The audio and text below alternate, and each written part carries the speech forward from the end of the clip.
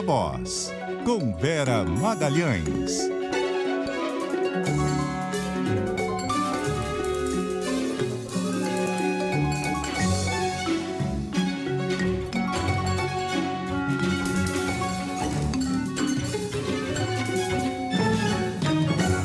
Viva Voz, Vera Magalhães, boa noite.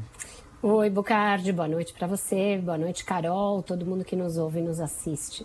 Oi, Vera. O governo aí tentando aprovar a pauta econômica ainda neste ano, a gente tem falado aqui, né, dessa correria aí para aprovar. Agora o Fernando Haddad estuda fazer concessões para viabilizar o projeto mais polêmico da agenda.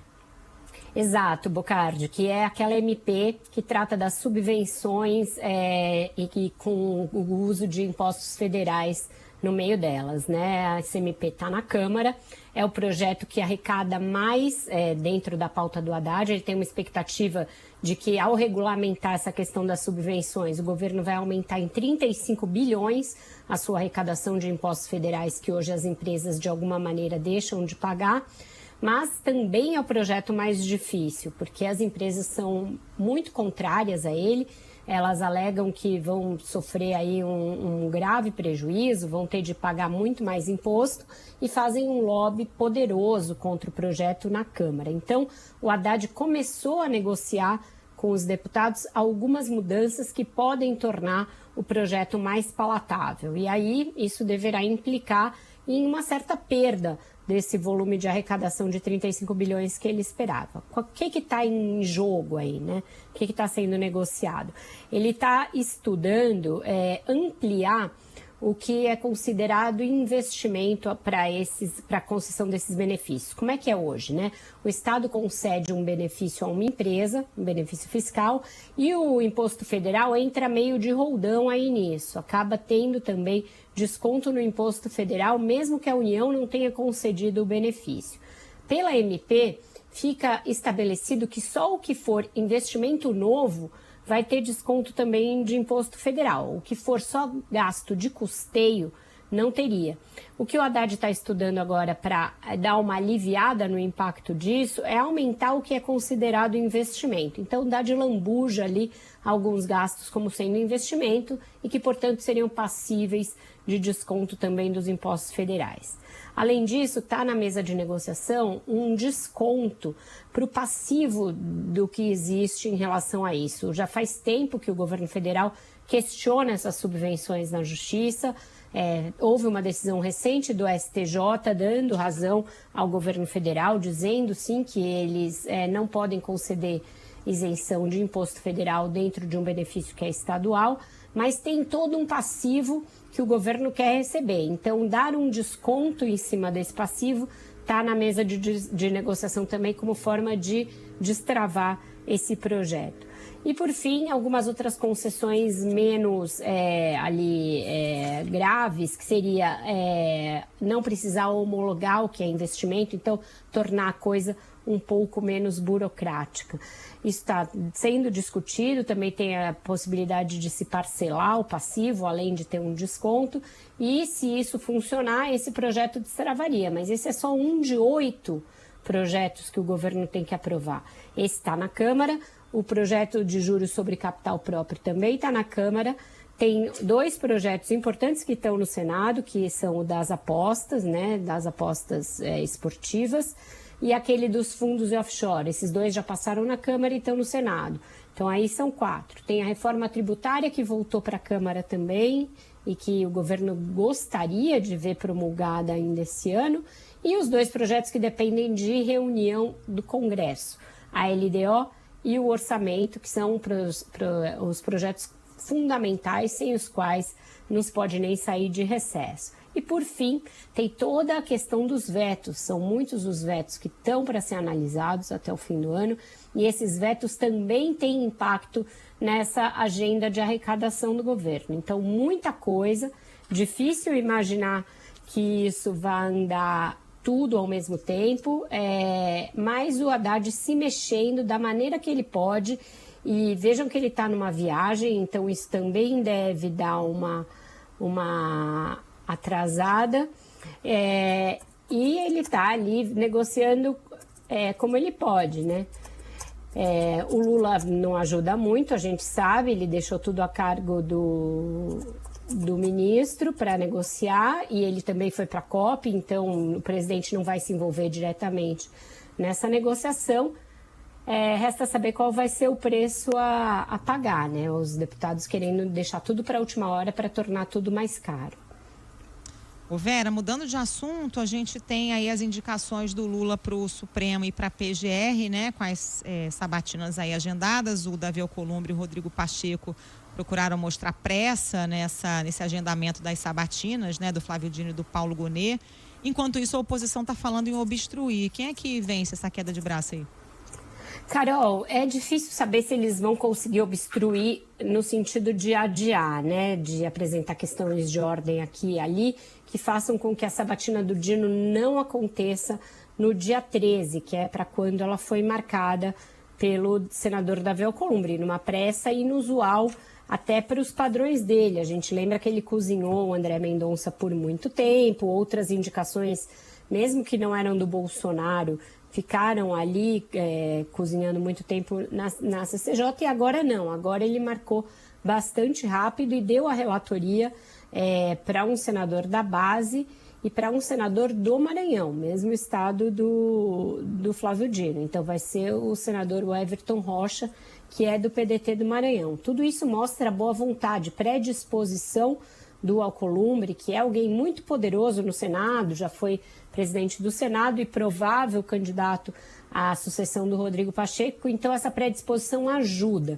A oposição tem instrumentos regimentais para tentar obstruir, ou seja, para tentar adiar, mas eu não acredito que ela tenha votos para derrotar a indicação do Dino. A do Gonet está todo mundo meio aceitando, não vai ter grandes problemas. Toda a guerra vai ser concentrada em cima da indicação do Flávio Dino. É dele que a oposição está fazendo questão de obter ali uma derrota. Mas é muito difícil. O governo tem maioria no Senado. O presidente está fazendo vários acenos ao Rodrigo Pacheco, levou ele com o Lula junto na viagem da COP. Eles vão ter esse tempo para discutir. Tem toda uma pauta de Minas que o Pacheco apresentou para o Lula e que o Lula encampou, e que isso vai aumentar a disposição do presidente do Senado de ajudar o presidente. Então, esse meio de campo está mais ou menos contornado para que a oposição não consiga, dentro da base, votos para derrotar o Dino.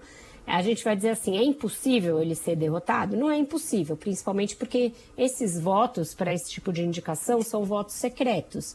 Então, se alguém quiser trair ali no escurinho do voto secreto, vai poder.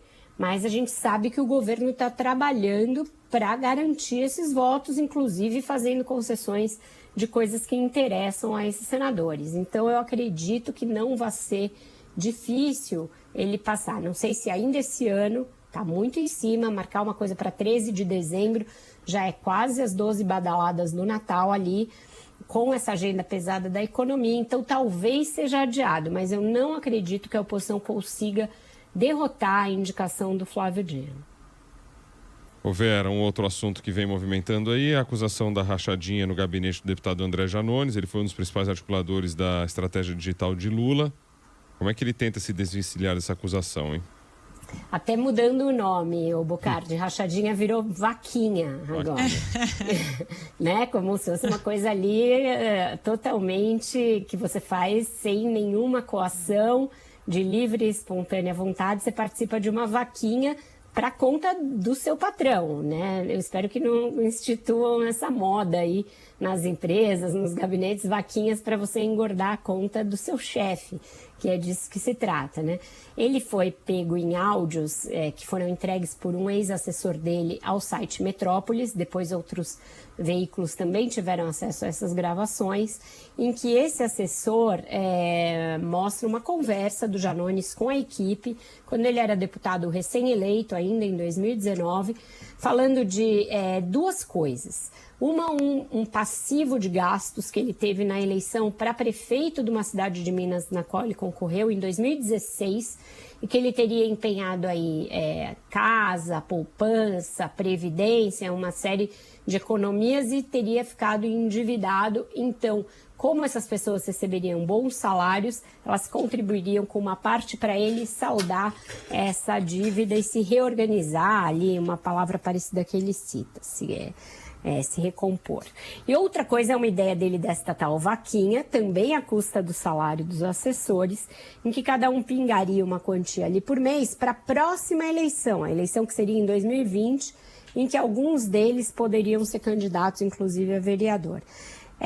De qualquer maneira, você reter uma parte dos salários de assessores que você nomeia, mas paga com dinheiro público, isso é um crime tipificado. O próprio Tribunal Superior Eleitoral caracterizou como crime eleitoral em 2021 e tem um grande componente político aí, porque foi justamente essa prática, a prática da rachadinha, uma das principais acusações contra a família Bolsonaro. E como o Bocardi bem lembrou, o Janones foi um dos principais pontas de lança da estratégia digital da campanha do Lula, em que essas coisas contra a família Bolsonaro eram marteladas, repisadas e usadas para enfraquecer o bolsonarismo.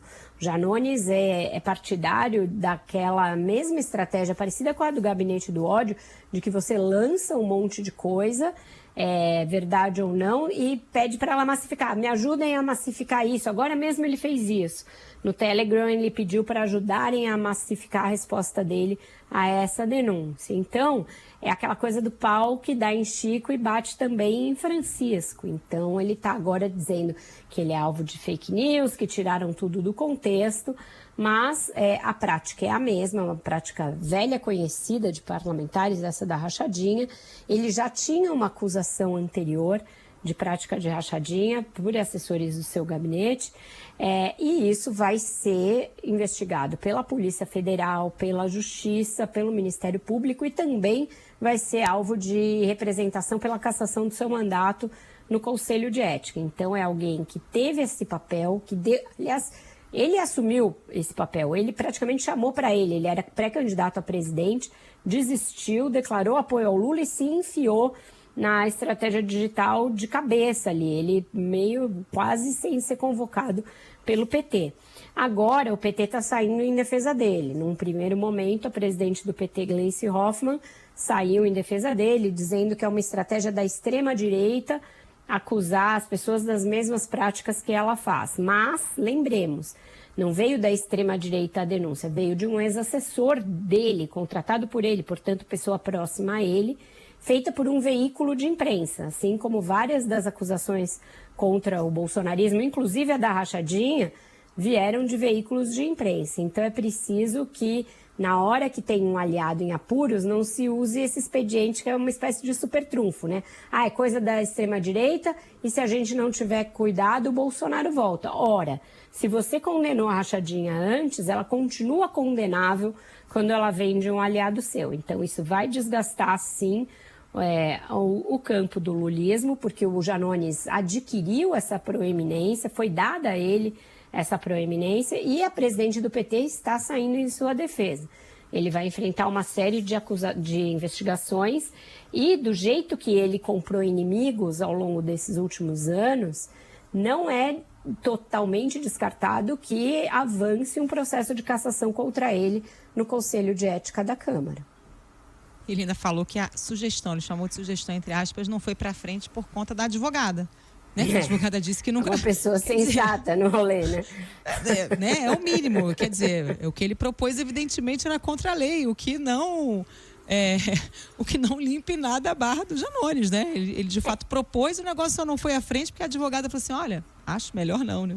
Acho melhor não. E a gente vai ter que ver se não foi mesmo à frente, né, Carol? Porque se algum assessor apresentar algum comprovante de que fez um depósito dos seus salários em contas dele, a situação se agrava ainda mais. Realmente, sugestão só de rachadinha não configura crime. Mas se tiver saído dinheiro da conta de algum ou mais de um assessor com destino à conta dele, aí a situação se agrava e esse assessor que fez a denúncia ao Metrópolis diz ter documentos que incriminam o deputado nessa e em outras práticas. Então vamos ver como esse caso evolui. Do ponto de vista criminal, claro que faz diferença ter acontecido ou não. Agora, do ponto de vista político, o estrago está feitíssimo. Está feitíssimo, com toda certeza. Vamos falar aqui do nosso último tema, Vera, que é essa questão aí da greve dos trens e do metrô de São Paulo. Você falou mais cedo sobre esse assunto, de como ele acabou se transformando numa briga política entre o governador Tarcísio e a esquerda, né? Ele vai ceder? Não parece não, né? Não vai ceder e eu acho que hoje ele ganhou alguns pontos no discurso, Carol. Ele conseguiu fazer um discurso muito bem concatenado de que esse projeto de privatizações, por mais que os sindicatos sejam contra eles foram chancelados pelo eleitor na urna. O eleitor elegeu o Tarcísio, houve até um segundo turno entre ele e o Haddad, portanto, 2 projetos de Estado muito diferentes e o dele prevaleceu. E já na campanha ele falava a respeito da possibilidade de conceder algumas empresas, entre elas algumas linhas do metrô e inclusive a Sabesp. Então, eu acho que não só não vai ter a possibilidade de projeto de privatizações, como causam um desgaste para esses sindicatos junto à população que mais precisa dos serviços públicos, que é justamente a população menos endinheirada, mais pobre, mais vulnerável, que é tremendo. É a terceira dessas paralisações nesses mesmos moldes, infringindo o que a justiça determina, ou seja, que o serviço não seja prejudicado, que seja garantido um plano de contingência para que funcione o serviço. Isso foi solenemente ignorado todas as vezes e os sindicatos não conseguem explicar para essa população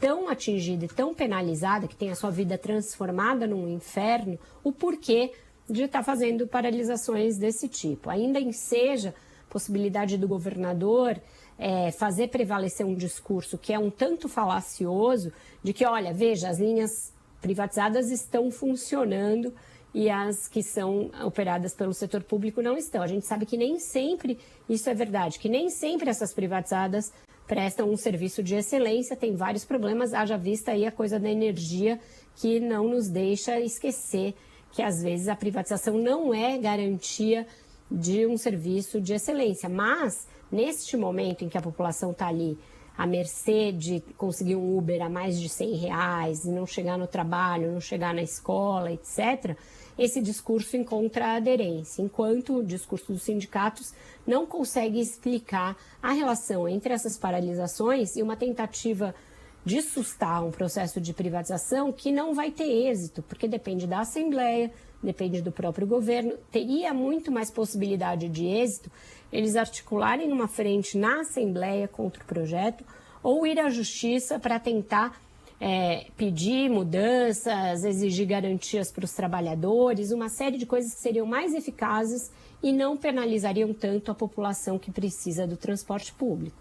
Total, né? Daí é incrível como vão arrumando discursos ou pelo menos tentativas, né, de rebater as coisas. E tem tudo a ver com o que você falou agora, finalmente. O que eu falava mais cedo aqui, da história é exatamente isso, né? Ele foi claro na campanha dele com relação à questão da privatização. Daí vem aquele argumento também que é frágil. Ah, mas ele ganhou só no interior, ele não ganhou na capital. Também isso não é assim que as coisas funcionam. Então você vai lá, ele não pode então gerir o Estado, só vai gerir de acordo, setorizado, então, de acordo onde ele ganhou. O que não funciona. E agora está vindo um outro, e que você também já inclusive coloca abaixo também. Depois que eu falei isso mais cedo, muita gente também assim, mas ele não obteve 100% das urnas. Onde a gente vive? Isso é uma democracia, o quê? Você escolhe, ele foi eleito, a maioria levou, e agora como é que fica? Então o caminho está aí. O caminho está aí na escolha do seu deputado estadual, que pode ir lá e criar uma frente contra isso. Você tem outras maneiras de você ir lá e conseguir fazer valer o seu desejo, já que você não teve o seu desejo atendido no voto quando você colocou na urna. Então são vários caminhos, você traz mais um agora. Quer dizer, é de argumento em argumento e nenhum para de pé, é esse que é o lance. Exato, Bocardi. Governos eleitos o são por maioria, nunca são por unanimidade. Quando eles são eleitos, eles colocam seus projetos em prática, mas também não é algo impositivo. Não é que ele vai privatizar na marra a Sabesp ou o metrô. Ele vai ter de submeter isso ao legislativo, que também foi eleito. E aí cabe aos governos construírem maioria. Governos sofrem derrotas no parlamento. A privatização poderia ser derrotada, assim como o Lula sofreu derrotas em várias coisas antes de conseguir construir uma maioria. A gente extrapolando o exemplo do Milei, candidato de extrema-direita que foi eleito agora na Argentina e não tem uma maioria até aqui para governar, pode sofrer derrotas sucessivas e ficar emparedado. Mas neste momento ele tem uma maioria para aprovar, ou pelo menos para avançar com esse projeto da Sabesp. Isso é das democracias. Tem formas e formas de você tentar sustar isso. Eu lembro da época da privatização das teles, que foi uma das primeiras grandes privatizações que houve no Brasil, e os sindicatos eram muito mais fortes naquela ocasião do que agora, que eles fizeram, inclusive, piquetes na frente da Bolsa. Havia Bolsa de Valores no Rio de Janeiro nessa época, a maioria dos leilões era na Bolsa do Rio, tinha quebra-quebra, mas ainda assim se avançou, porque governos que têm maioria parlamentar avançam com esse tipo de projeto.